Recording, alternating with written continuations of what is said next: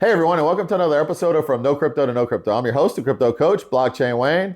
Today we're joined by Bitcoin Bubba, also known as Arthur Blafontaine, right? Did I get that right? All right, cool. So we're actually in his office right now at one of his companies. This guy does a lot, is very involved. As you can see, there's art here in the background. There's a lot of other art in this room that you can't see, but Bitcoin Bubba, thanks for joining us today. Thank you. I appreciate it. Yeah, man, this is great. I should host my podcast here more often. We'll just bring people in here. It's for rent. All right, let me know the cost. You take Bitcoin? I only take Bitcoin. All right, cool. Or Pi 3 tokens, right? We definitely take Pi 3 tokens. All right. So I've been wanting to do this podcast for a while. We've got set up here in your office just because this is a much better setting than doing it remotely, where we're each remote. But before we jump into how you became Bitcoin Bubba and the branding and everything, tell us a little bit about your background.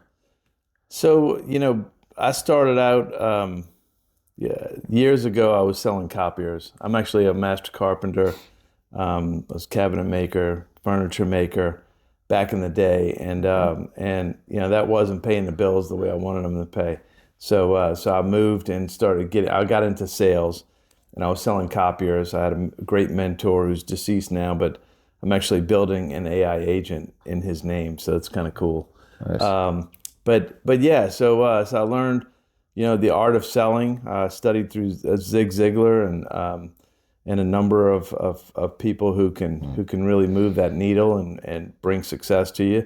And fast forward, everything, you're always evolving. If you're not changing, you're dying. So but as I got older, I went on a journey through Peru for sobriety, and that was over 6 years ago. And one of the things that I took from that was that I wanted to change the direction of my life, and I really went into the technology space. I had already been tinkering with Bitcoin prior to that, but now I've been buying Bitcoin every 2 weeks for years, and Nice. and which is great. And then this idea of building a virtual city happened, which is called the NOLAverse, and we're working on that. We're currently in NVIDIA's Inception program, so having the biggest company in the world believing in your vision, and we're building an Agentic AI platform, which is we're going to have agents and in an immersive, mobile first type of platform. And when we talk about agents, a lot of times people don't know what that is, but it's basically taking data from people, and it's perceive, reason, act, and learn being the most important part, and then all that data just keeps compiling, and then it's the world is going to be a very intelligent world. So you and I talked about that. We had the conversation about when we talk agents. You were saying people don't know what agents really are. It's almost like mini assistants, I guess. They can just perform tasks for you, automate certain things. It's funny because like this painting here that I painted, it's basically my brain dumped onto a platform here, and basically it was to explain what the internet has become. And agents is agentic AI. So it's basically digital twins, GPUs. So the recursive loop of artificial intelligence, large language model, small language model, which dumps into the data center, dumps into the metaverse, blockchain Wayne transactions, Ethereum, decentralized autonomous organizations. So like all these different things. So what I like to do is I like to teach technology through my art, and so it's pretty cool. But I'll tell you the thought. Someone may look at this and think, "Man, it's all over the place." But what I like about it, and this is my personal opinion, you may feel the same, is all of these technologies are interconnected, and some, like there's a chain of events that happen to get us to where we are today. And when I study technology cycles, think about so automobiles were invented.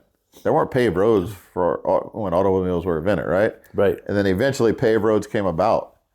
And what other technologies came from that, right? Because now there's paved roads. It's not just for cars, walkways for pedestrians. There's skateboarding and motorcycles and scooters, and none of that technology would evolve. So same thing here, and you need one to happen before the other. Like in 1998, if you would have created a video streaming platform in 98, how do you think that business would have done? Right. No, it wouldn't have done good because you didn't have the technology you needed yet. You need the infrastructure.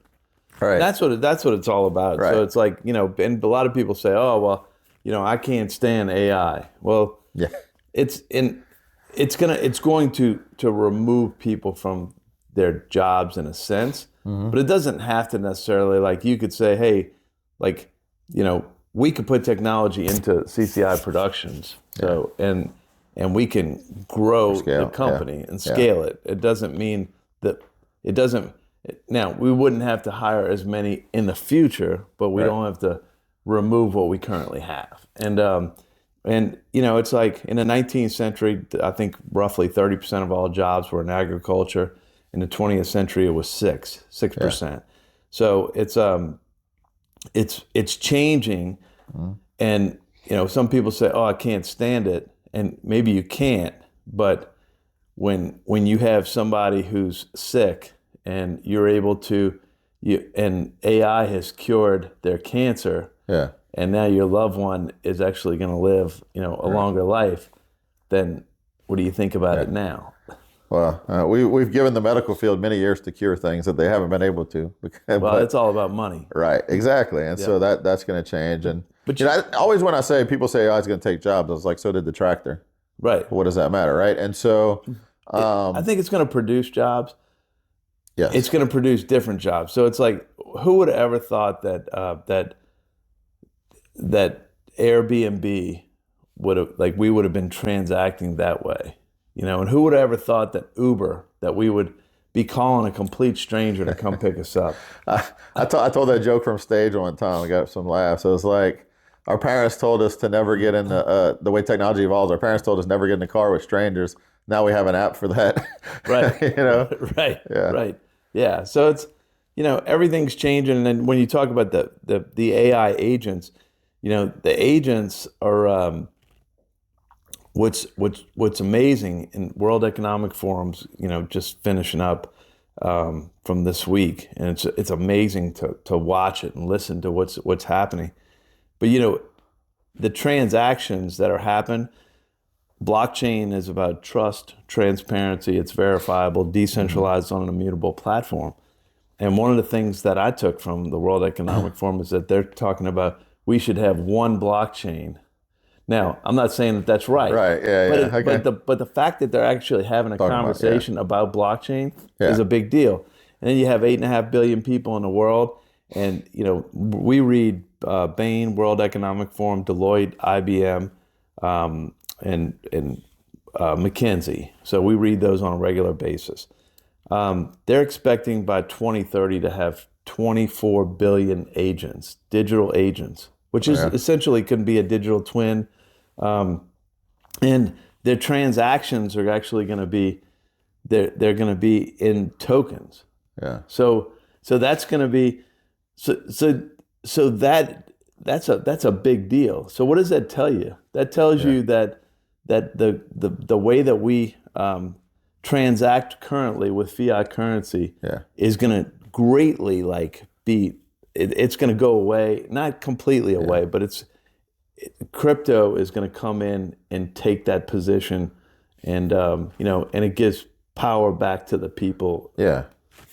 And that's a big deal. Yeah, because you're not going to be able to like these agents. One, they're not going to be able to have bank accounts, right? If you want to automate something for you, they're not going to have bank accounts. Also, you're not going to have to deal with every time you cross the border, you got a different currency, whether it's the dollar, the yen, the euro, or anything else. But then on top of that, this is exactly what crypto is made for. And I remember 10 plus years ago hearing Andreas Antonopoulos talk about this. It's one of the Bitcoiners that I follow quite a bit. He doesn't put a lot of the content now, but his other stuff is still relevant. And he talked about micropayments. Like, even imagine you're paying somebody by the hour. Right. What if they're getting paid in a token that just accrues as they work instead of having to wait a week or two to process payroll? Right. Right. So you could have that micropayments in terms of accessing agents. You're not going to, instead of paying a subscription model. You can have something to where it's automatically accruing payments, like in micropayments is like pennies or fractions of pennies that you can send Right. without any friction, any delay, any issues. Yeah. So, and like with the NOLAverse, you know, it's funny because, people say, oh, the metaverse died, NFTs died, if- crypto died. And they're just uninformed, or they're being informed by the wrong people. That's So it. so it's but it's like we know that people are going to have to figure out new ways to monetize their lives. So like the NOLAverse, and NOLAverse is just one verse of many of a Yeah. much bigger uh, pie that covers different places around the earth.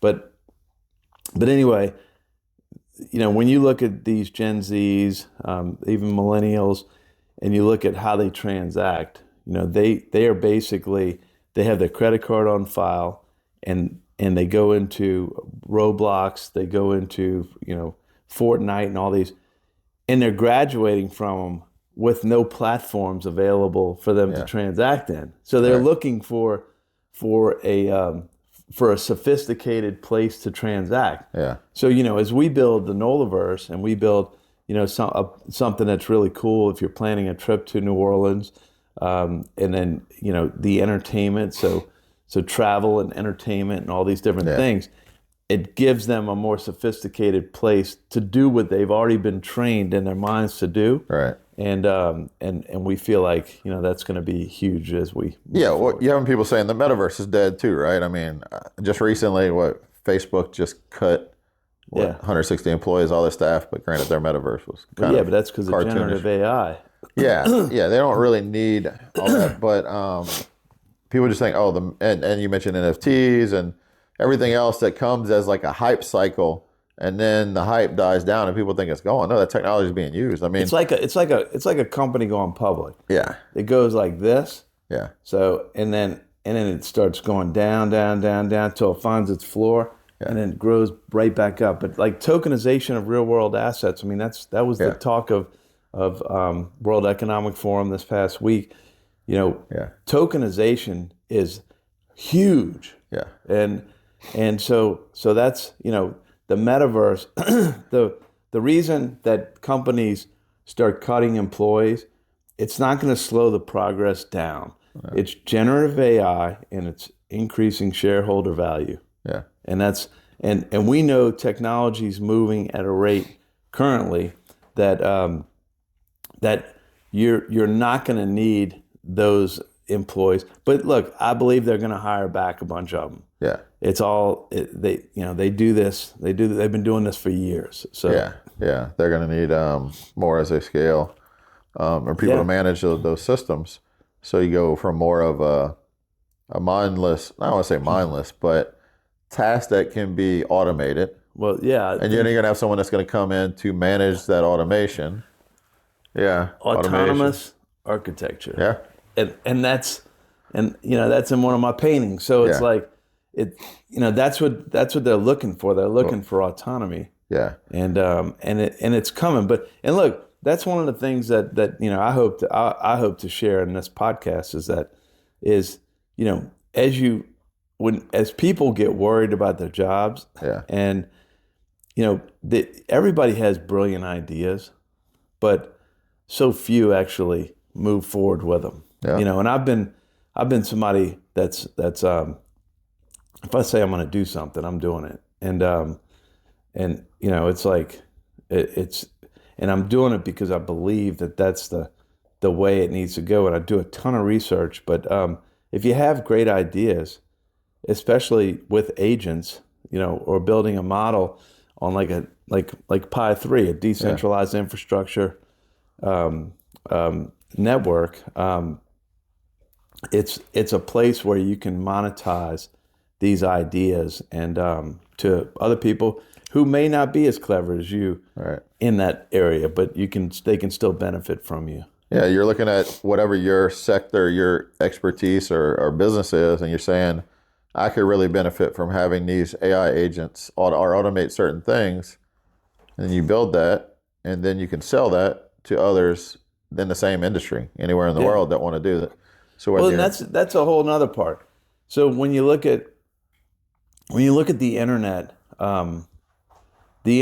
is a place that's actually connected the whole world together. yeah, And I forget exactly what he said, but Mark Cuban was talking about back when he first started, and he had some software, and he went up to some of these old school businesses, and he's like, "Look, let me help you." And the guy says, he's like, "No, no, no, I have my lady that works here, my man that works here, like they can handle that." And it's like, but the software can handle it. And then you saw like Microsoft and then Apple, and there wasn't interoperability amongst them. And then there was a bridge that kind of bridged to them. And then, there became some, and it's like, but that business right there is probably out of business because they didn't move. yeah. So it's, there's a lot of opportunity that's right in front of us right now. Yeah. And you either embrace it or you be obsolete. I think we were kind of joking earlier when we were at the coffee shop. You introduced me to somebody that's a banker, and Yep. you told them that crypto's going to put them out of business or something like that. I forgot exactly how you worded it, but it's one of two things. You see banks that are trying to adopt. I mean, since 2017, while Jamie Dimon's been publicly bashing Bitcoin and crypto, they've been building their own infrastructure to make sure they have their piece in it. Yeah. Right. So that's really what they happens. announced a tokenization of a piece of art at Art Basel in Miami is a big deal, Yeah. but that's something. But on the other hand, he's talking about how this is such a bad place. Well, it is a bad place to him because if banks had this many products, now they've actually got half that amount of products. Right. Because again, it's blockchain is about trust, transparency, it's verifiable, it's decentralized, but at the same time, I always say negotiation's the name of the game, money's how you keep score. Well, there has to be a negotiation. As much as we would like a fully decentralized platform, it's not going to happen that way. So there has to be something that makes sense for everybody, but those products that they have are going to go in half, and that money's going to go right back into common people's pockets. Yeah. Well, let's just talk about banks for a second, right? They didn't get where they are because they have this amazing technology and it's very efficient for us. I mean, think about it, right? Yep. Money comes out of your bank when you spend it right away, but you have a refund going back, it takes 3 to 7 business days. Right. So, and like I said, what's kept them where they are for so long has just been that legislation and they lobby to have the rules in their favor, so they create this banking monopoly. But technology comes out, and you can fight technology all you want. Eventually, better technology is going to win out. Yeah. And so that's what's going to happen. And it's playing out right now with the Clarity Act in the U.S., whereas right now the Clarity Act is basically, it's going through the process of being passed, but there's like 130 amendments to it, and banks have pushed for a lot of those amendments. Like as a stablecoin, they want stablecoin companies or exchanges to not offer yield on stablecoins, and they're paying exchanges are paying anywhere from 3 to 5%. But that's taking money out of common person's pocket.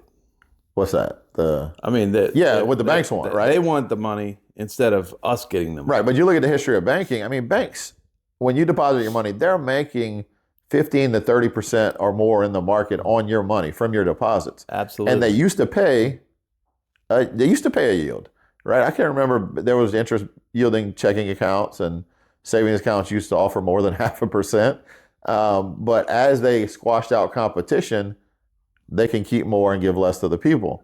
And so people don't remember that. People have short memories. And now that there's technology saying we can go back and do for you what you were getting in the past. It's almost like Southwest Airlines, what they used to be versus what they are today. Oh, man, yeah. So it's like, now they're charging you for every single thing. Now they're charging you for bags, and they're charging you for seats. Yeah. They're charging you for everything. So it's like they moved away from what made them great because nobody else was doing that. Herb Kelleher was the founder of Southwest, and he was one of the greatest innovators in the history of our country. Like he built a culture. It's kind of like the Bitcoin culture, like going to Bit Basel at Art Basel at the Sagamore.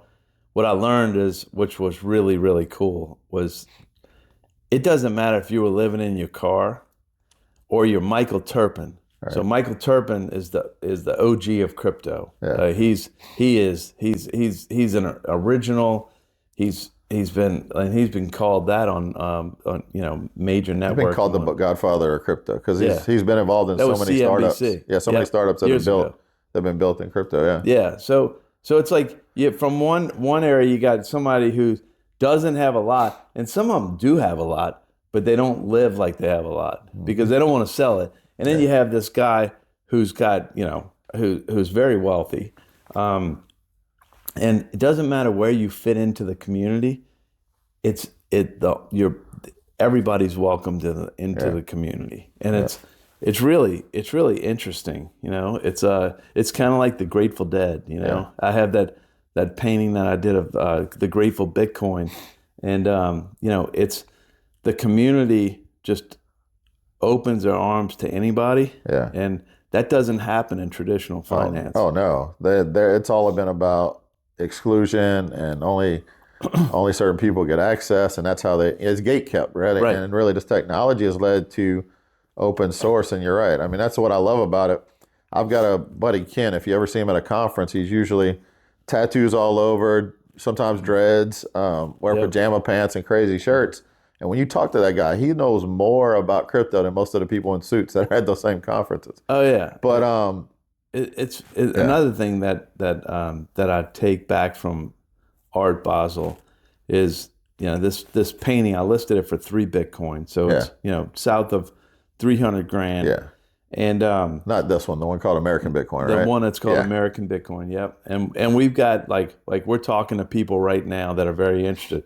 But we put the brakes on them. And Scott Page from Pink Floyd, he's agreed to. He's not just a musician. He's a technologist. He's a professor. He's an investor. And he said, let's create a digital twin and let's send it to the moon. Yeah. So we've agreed, and we're going to send it to the moon. But what's really cool about it, let's just say we sell it at $250,000 for this painting. Yeah. I'm going to take $125,000 of that 250. I'm going to put it into a liquidity pool. I'm going to peg it to Bitcoin, and then once I peg it to Bitcoin, here's our chief crypto technologist here, Layla. I'm going to peg it to Bitcoin. We're going to lock it up for 5 years. And then the annuity that it produces on a monthly basis, we'll take 30% of the annuity, put 70% and let it compound on top. And within 5 years, based on statistical data of Bitcoin, it's going to be worth 7 figures. Right. So it's like, so now we have family offices, venture capitalists that are interested in the artwork because this is tokenization. Right. Like, this is a big deal. And that's where NFTs are going. Not just saying, oh, I've got a digital image of this item. There's a functionality to it. There's a purpose behind it. And that's what I tell people when they say NFTs are dead. NFTs, what people have seen in the past where an NFT is just a digital profile picture of different apes or pandas or whatever. I mean, those days are gone unless they create more functionality into it. Why would I want to have it? What makes sense to it? So that's a good concept. I like that. I mean, we did something similar with the clothing brand where we have a token tied to it, and the more as people buy, a certain percentage goes to the liquidity pool in Bitcoin, and they can always cash that out for Bitcoin. Yeah, and the painting was like, it was one of the hottest paintings at all Art Basel, and it's just because it's in a very esoteric space that a lot of people don't understand, and there's a story in every piece that's pretty cool, and so So the fact that you like what you see and you like the story behind it is one piece of it. Yeah. The fact that it becomes an investment, that's pegged to Bitcoin, and after 5 years you're going to be splitting up, a lot more than what you paid for the asset is a big deal. Yeah. So that's great, man. Yeah. So you did a lot. Every time I looked up while you were at Art Basel, it was throughout the whole time with the Bit Basel crew and others. It's really driving a lot more awareness because art is a big piece of what people do. People use art to understand different things. And so being able to show that model, it truly is not just a painting of the tech. You're merging the tech with the We're merging art. tech with the art. Damon John loved it. If you go to Getty Images, there's 5 images with me and my art that they're actually selling those. I think they're selling them for like $375 per image. But with me and Michael Turpin, so and others, but it's just did a collab with Art Atlanta, who's a pretty famous guy. He's got 1.1 million followers, and it was just it was amazing. I was actually ready to get out of Miami because it was just people love the emergence of technology and art so much that it became overwhelming. It was 18 hours a day. Exhausting, huh? Yeah. Yeah. That's what happens when you become a celebrity, right? Only in Miami. Everybody down there talking about Bitcoin Bubba, huh? That's right. Yeah. So, and I don't think some people may not even realize that a big part of Art Basel is tech. Is Bit Basel? It's a massive part. Yeah. So we're raising money for the NOLAverse, and we're essentially what you are is you have big fish in a small pond. Yeah. In New Orleans. So when you raise we raised $1,250,000 in our first round. We're raising $1 million now.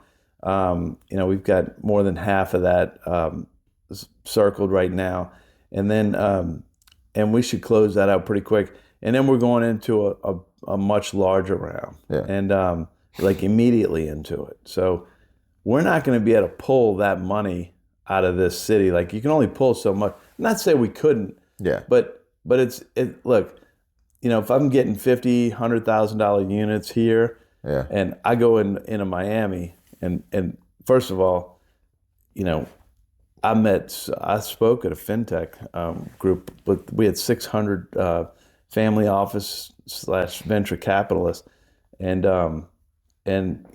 they love what we're doing, and that's where the money's at. And so whether it's coming from Miami, there's so many people from around the world, but they want to invest in these platforms, and so too many people, they think things are dead. They look at market prices, but technology keeps moving and evolving and growing, and I think that's the biggest theme here, right? Is it's you either get on board with it or you get left behind, right? It's going to pass you up. Yeah. But look, and that's one of the things I would suggest to anybody that I come in contact with. My checking account gets hit. My money comes in to a traditional bank from CCI. And my other investments, some of them are on different exchanges, but it's like just put whatever you can afford, and do it every 2 weeks. I've been doing it for years, buying Bitcoin every 2 weeks, and I even started. And I'm not a big XRP guy, but I've been buying XRP, for a while now, just stacking. Every couple of weeks I pull a couple hundred out, couple $100 into it. And I believe it's gonna. I believe it's gonna probably 5 to 10x. But I like the Bitcoin because I like 100x. So it's like, so I have that and I have Bitcoin. But it's all it's a decision that you make. Do I want to go have 10 dinners a month, or can I do 8? Can I get by with 8 and then take that money that I would have put and then put it into Bitcoin? Yeah. And I think that's a big opportunity for people. Yeah, yep, and that's a strategy I've been preaching forever too, called dollar cost averaging. Yep. Or DCA Bitcoin. In fact, I think it's either next month or the following. I have to check my records, but no, it was January. So in January of 2017, I got into Bitcoin in 2016, but January 2017 was when I learned about recurring buys, dollar cost average. And so I set a recurring buy every Friday. So it just happened again yesterday. Yep. Every Friday, I make a purchase of Bitcoin weekly. And that's been running ever since. Now I've changed platforms. I started it on Coinbase, and now I do it with a company called Swan Bitcoin. There's others you could do it too. But every Friday, it's buying Bitcoin no matter what. Yeah. And people underestimate that, because just that strategy, Now I've put more here or there, but if I just count that one strategy, $50 every Friday. Last time I did the calculation was a couple months ago, and at the time it was like over that time period, it's been about $20,000 that has gone into it. Yeah. And it's worth over 2 Bitcoin now, just because set it and forget it. And day to day, like the price will go up, it'll go down. I mean, we were at 125, now we're at like 89. And people panic over that, but for me, I don't care because I'm buying no matter what. I don't look. We've done, we set up our own fund, and we've been buying, and we've got some really cool stuff going on. But we bought some of these treasury deals, and they're getting crushed right now. Yeah. But because when we got in, Bitcoin was at 125,000, 120,000. Now it's at 89. So that's going to affect Solana and Binance and some. And we're in some Solana and Binance deals. Yeah. But look, Solana is awesome.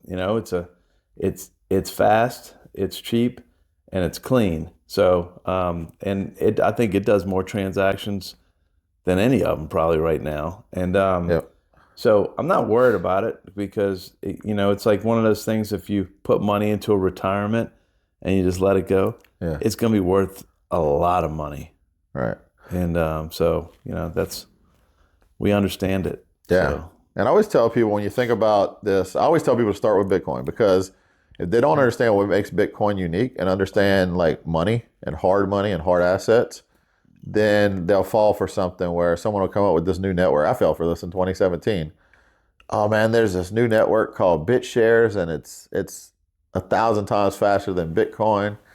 And I'm like, oh, it's faster. Yeah, let me put some money in that. And you don't realize that like the security and the scarcity of Bitcoin is what gives it its value. And so just to weight everything off of one indicator, like it's fast. Yeah, fast is important. The network effect is important. And so I tell people, start with Bitcoin, understand what money and hard assets are, because there's a sliding scale of decentralization. There's a sliding scale of risk. And instead of what happens is, and I saw this happen year over year, where people hear about the hottest, latest thing, and they'll just jump into the hype because they don't understand it. And someone told them it's going to 100x, and most of those don't. Versus look at the ones that are building real tools, real infrastructure. There's things that Bitcoin can do that XRP, Solana network, others can't, but there's also the opposite, right? And so when you understand that, you do a lot better. And that's basically how people... Infrastructure, that was another thing that I heard. I kept hearing, and when it listened to World Economic Forum, and it's like infrastructure, and like a decentralized physical infrastructure network, which depends. So we talked about the Pi 3. So, right here, I'm mining artificial intelligence in my office right now. Yeah. And it's like, and it's huge. And so you have, it's kind of like AT&T owns the network, and then these utilities own the infrastructure. Right. Well, we are the utility. So we own the infrastructure. And, already, so that just launched, 4 months ago? And it's got, it's in 18 countries. Yeah. There's only 3,141 power nodes in existence. Over 700 are set up. So we're in that we got in that early part. And, but we own part of the infrastructure, and we're disruptors. Yeah. And as the demand goes up, more people are going to be using it. The people that own the network are going to be getting paid. And that's it. I mean, DePIN is definitely a topic that people should learn and research. My first experience with DePIN was Helium, running a Helium node. Yeah. And did really well with that. They built this cloud network all over the world. Now they've shifted to mobile, like mobile phone focus. Yeah. In fact, my kid's phone, I got a secondary phone that runs on the Helium network. You got a hot water heater? Huh? Did you get the hot water heater? No, not yet. I saw that for the first time a couple of years ago at the Bitcoin conference. They had a girl in a tub in a bikini bathing to get people to go to the booth. And they were talking about it. It's starting to get some attention now, but not yet. But when mine goes out, I'll definitely be looking at that too. But you can run the infrastructure. And if you're investing in crypto, you want to look at the ones that are actually doing something.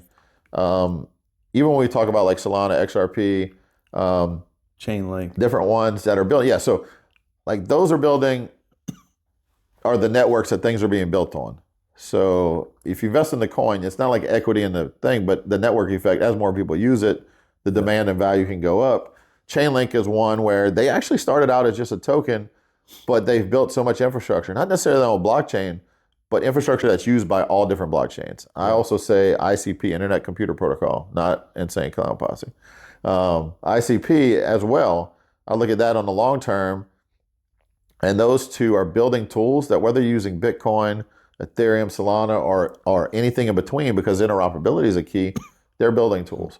Versus some people would just build something, launch a token to go with it, and the token has no intrinsic value. It's a gamble on what it's gonna, what they're gonna do.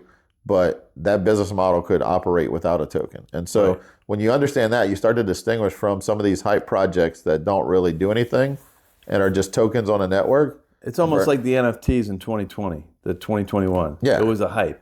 Right. So, that's what I love about Pi 3 is that, for the owners of the nodes. So basically you have whatever you have. So you have compute, you have these containers that are generating revenue.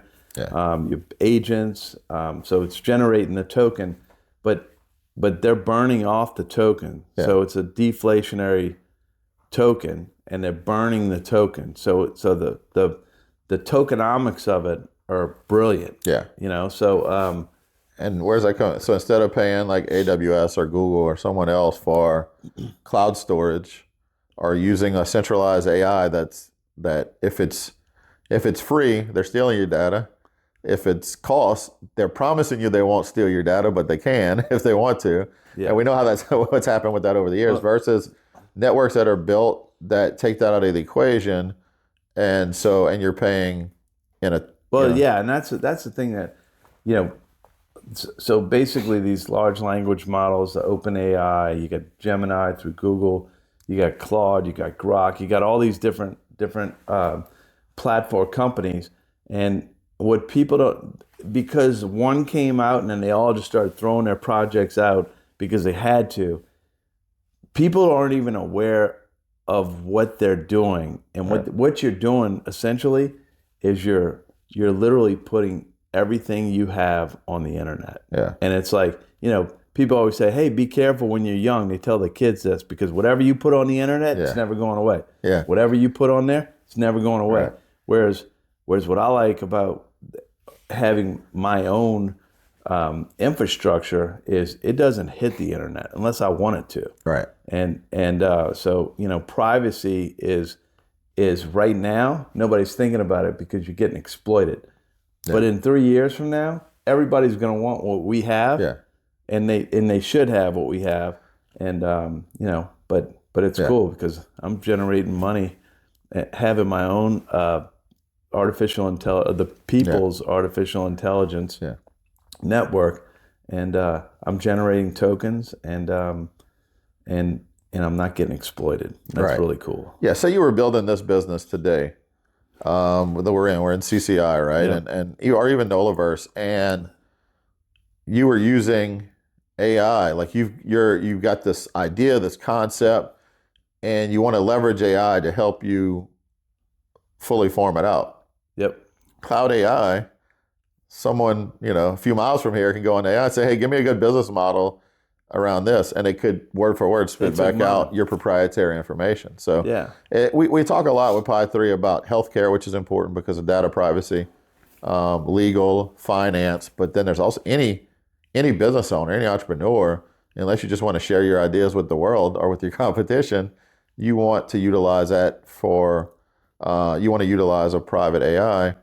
And not only that, even if you're not being exploited, like you mentioned, like you could be exploited financially because anytime a tool is free, you're the product, you're not the customer, right? They're getting your data just like Facebook and Google and all, and then they're selling it. Well, it's free, and they give you X amount of tokens. Yeah.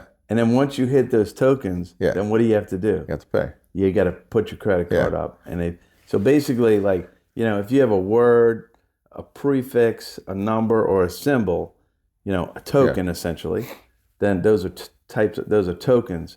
So each one of them has a value, and then basically it takes it. So once you use whatever your allotment is, then that's it. Whereas, and look, you brought up AWS, so Amazon Web Services. They charge $125, $150 an hour for a compute, whereas like on a decentralized, it's like $25. Right. These NVIDIA semiconductors, they put out a lot of heat. I love NVIDIA, and we're using NVIDIA. But you also have options of being able to plug into your wall, so you don't have to be the data center, but you can.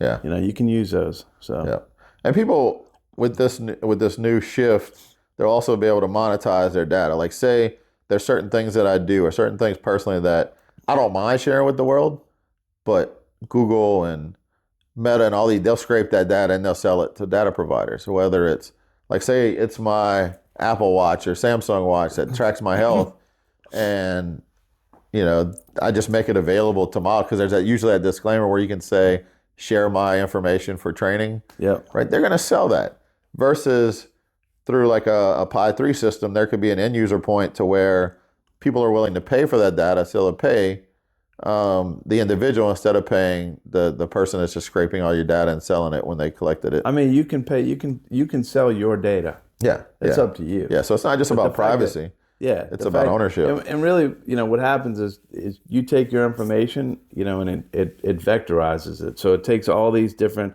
words, prefixes, numbers, symbols, and it puts it into one condensed file. So it's just one block, and then it creates a RAG, and then basically, it doesn't hit the internet the same way that it or at all. It's on a network, but then your information goes into a container, and it's held. So it's even HIPAA compliant, which is really unbelievable, because in the medical industry, they're not allowed to use, these LLMs. And so now this gives them a chance in the legal industry and really every industry. Yeah, and absolutely. And look, what I going back to NVIDIA, we've been buying NVIDIA hardware at CCI since we started in 1999. Now it's given us an opportunity to buy, new products and whatnot, and they're attached to every single AI that you can imagine. So it's like, that's what I love about them, is that they're here and they basically are planting seeds in every type of AI companies and different things. And I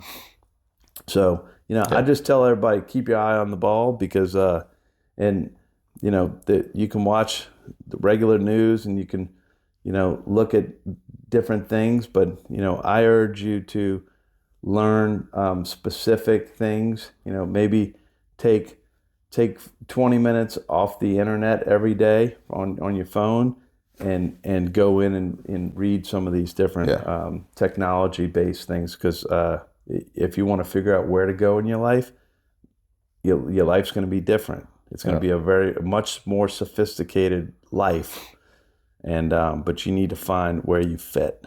Yeah. So less scrolling social media, more learning about technology and where the world's going. And that's real. I mean, God, who was it that said this? You figure out where the world's going and you get there first. Mm-hmm. I'm talking. You probably heard that quote before, right? That's a big part of it. And I forget it. It was one of the great salespeople. I don't think it was Zig, but it was somebody. I don't know. Jim Rohn, maybe. I don't know. One of them. But anyway, that was the thing. You figure out where the world's going and get there first.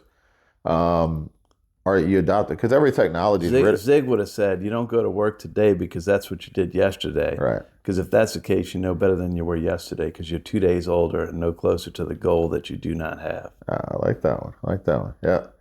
Yeah. And technology is dismissed and ridiculed always at first, whether you're talking about cars, whether you're talking about the internet. That there's that famous image of the news headline from, I don't know, it was like mid to late 90s, where it's like the internet is just a passing fad. Yeah. Right. And so look at how that's turned out. Same thing. I remember when social media came out, most people were like, oh, why would anybody want that? The cell phone, not necessarily the smartphone. When Apple came out with smartphone, like, who would want to do that? And now we live in a world where people use their phone for everything but talking on it. I I finished a painting, I don't know, it was a couple of weekends ago, but it was it basically it's a humanoid, and it's got consciousness, and it's got self-reflection, and then in the humanoid I actually painted a heart, and it's got the valves and everything connects to everything. Yeah. And it's like, and then, as I started thinking about this, I started like really thinking of like connection to quantum physics and quantum cryptography, space, blockchain, like everything and I know it sounds crazy, Yeah. but everything connects. And it's like even space it connects. When you look at what Elon's doing, he's got the boring company, which is going to be boring holes or tunneling, whether it's on the moon or it's in Mars. He's got XAI, so he's going to be running his artificial intelligence. He's got Tesla, which is it's not a car company, it's a technology company, but the humanoid side of that is going to be massive. Yeah. We're invested in our fund in SpaceX. So then you got Starlink, and you got all these different things. And basically, what he's doing is he's building the infrastructure in space. So it's like, when you look at energy, we don't have, our energy is too expensive. Yeah. So if you're investing in something, I'll tell you right now, I'll give you the greatest advice I can give you is, if you're going to invest in the energy sector, invest in nuclear energy, because it's huge. Yeah. But it's like, and look, China's kicking our butt right now on that side, and they could build a whole hospital in a week. So it's crazy. Yeah. But when you look at like the energy side, with in space, you have the sun, and you have the temperatures perfect, the solar side of things, so Elon's going to be building data centers, and we're not building them on the ground here. Yeah. And a lot of people don't like them on the ground here because it affects our infrastructure. But we need to do it a certain way, and that's the way, and all that is the connectivity piece of what the internet is becoming. Yeah.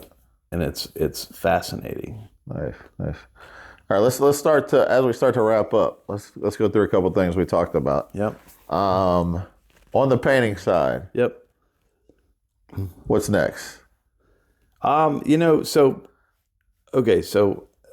when I was in Miami and did not know what I was walking into, but my art exploded. Yeah. So and I have an agent. I have an agency that does my social. So people probably think I'm doing social every day, and I'm not. But I did capture a lot of content there. But it can't be something that's going to take my life and right. Because I'm not going there. Yeah. So I'm going to paint on weekends. That's part of it. For me. Like some people like to go out and go have a couple bottles of wine with some friends, whatever. That I don't do that because I'm sober. So I like to paint. I walked in a coffee shop earlier and you had your painting on. I was painting in the coffee shop this morning. It's Saturday morning. It's not uncommon for me. But it's like, okay, taking technology, because I'll tell you, the whole painting, like taking it to the digital side. Yeah. There was a reason I did that. In the NOLAverse, when we built the first 3D immersive, we told our investors that we were going to prove certain things, and we did. Yeah. And we have one art gallery. It's the George Rodriguez, most famous artist in Louisiana. Yeah. He's deceased now. Blue Dog? Is that Blue Dog? Blue Dog, yep. Yeah. And his family's amazing. It's not a public-facing product yet. Yeah. But it's a traditional brand, and you don't expect a traditional brand to really move into this digital realm, especially when the artist is deceased. Yeah. And so for me, it was, our mission is to extend the rich and unique culture of New Orleans into the metaverse or 3D immersive space for the benefit of our culture creators. We'll never exploit the culture. We export it to the world and bring the world to us. So we talked about it being exploited through AI and whatnot. So we want to protect our culture creators. But how do we prove certain things? And I was like, this is cool. Like, I'm going to prove with my art some Yeah. different things. And, so you walk out of there. I I just signed the contract this week. I'm going to be, in that movie. My art will. Okay. Nice. Which you know about that one, and with some very it's an NFT movie that's coming out, and it's got some pretty influential people, but they're doing a series, and one piece is going to be in that series. Nice. So we proved that. So we proved the tokenization side, with the American Bitcoin. Yeah. We built. I say we. I got a team. So built a metaverse immersive gallery. It's on my website at bitcoinbubbaart.com. Okay.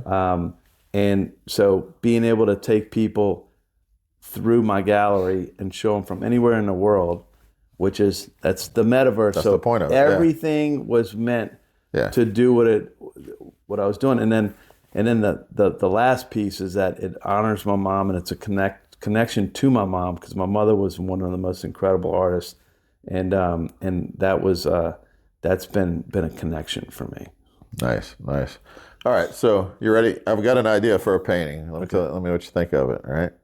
So, and it's a saying you've seen probably me wear on shirts before: separation of money and state. Yep. Where it could be like the progression of money, because money initially was barter, right? Barter trade, then salt, then seashells, and then eventually to precious metals, gold coins, and then it got captured by, governments, Federal Reserve. Corrupted, and now we're breaking free from those chains with digital currency, permissionless currency, right? So I don't know. I want to simmer on that. I wanted to share that during the podcast so you can see. Let me know what you think about that, right? Yeah, so, I'm always looking for ideas, but I'll tell you, I really don't know what I'm doing until I start doing it, and so this piece here. So we were teaching we go and speak to class at the Tulane Freeman School of Business, and so we're asked to go there and lecture, and we're lecturing on AI, blockchain, metaverse technologies, and really the NOLAverse. Right. That's what it is, right? Brings it together. And as we're talking to these kids, they get it, but they're not fully there. Yeah. And so I don't know, the next day or 2 days after we had gone, we spent 2 hours with them. I felt like we just didn't quite get them there.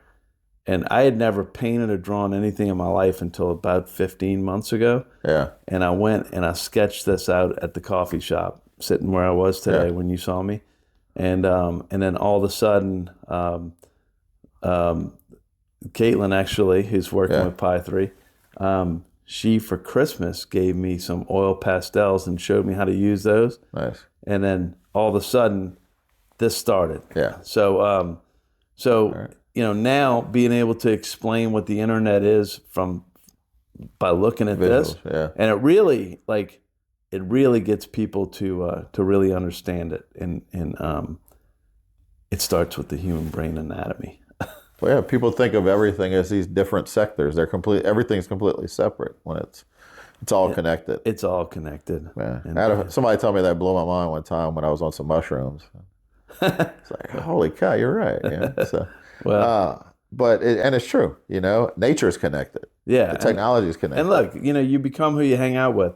One of the things that I did, I met so many people that it's been amazing, like the people we met, but taking classes and I've done classes through Babson College, through Goldman Sachs, which is the #1 entrepreneur college in America, and through Harvard. They have some great opportunities for you there. MIT, just if you want to really understand artificial intelligence, but the biggest takeaway from all those are the people that you meet. Right. And this past week, the NOLAverse team, we met with one of Larry Ellison's C-suite guys for the second time. We got another meeting coming up this week.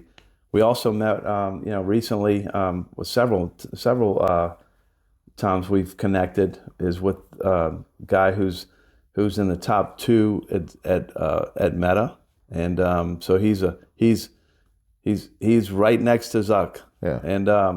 And then we, looking at what we're building, we had breakfast with a guy who had a company called eDreams, and it was the largest travel aggregator in Europe. And guy's from Mexico, and lives in Spain, loves in New Orleans, and lives in New Orleans. He's in Silicon Valley, so he's kind of travels around a lot. But it's all these contacts that we make, and we know we're going in the right direction. Yeah. But at the same time, it's all about speed, also because technology's hitting at a rate where you got to keep chopping wood. Yeah. So as we wrap up, you've given great advice and tips throughout this whole podcast, but final words. What would you say to someone watching this, and biggest piece of advice that you haven't given already that you can give to them, or maybe sum it up if you. Biggest piece of advice is to find your people, and give up some of the things that you currently are doing that aren't positive for you, and find those people. And one of the ways that we did it is at the coffee shop. We do deals all the time, and it's venture deals, it's technology, and we teach young people, and a lot of times they teach us. So I'll tell you another thing is, you take a finance class from somebody that's over 40, you might be in trouble. Yeah. Because I'd rather have a professor that's 25, that's smart, and they've studied in the right environment, because the finance side is something that I think everybody has to learn, and if you don't learn it, you're cheating yourself. Absolutely. Great advice. All right. So as we wrap up, make sure to check out. Links are going to be in the description and the summary for NOLAverse, whatever's public right now, right? You want to follow that early. There's a lot coming. Look into Bit Basel and Art Basel. Art Basel is the event. Bit Basel is a company that participates in a lot of things globally in terms of art and technology. And Bitcoin Bubba stuff. We're going to link to those Getty images and also your website. So cool. All right. Anything else as we wrap up? I think we're good. All right. Layla had a good time here. Yeah, our production assistant there, our producer here has done well. That's right. Layla's with me about every day. So. Nice. All right. Well, Bitcoin Bubba, thanks for joining us today. Thanks everyone again for listening, and we'll check you out on the next episode. Take care, everyone. Thank you.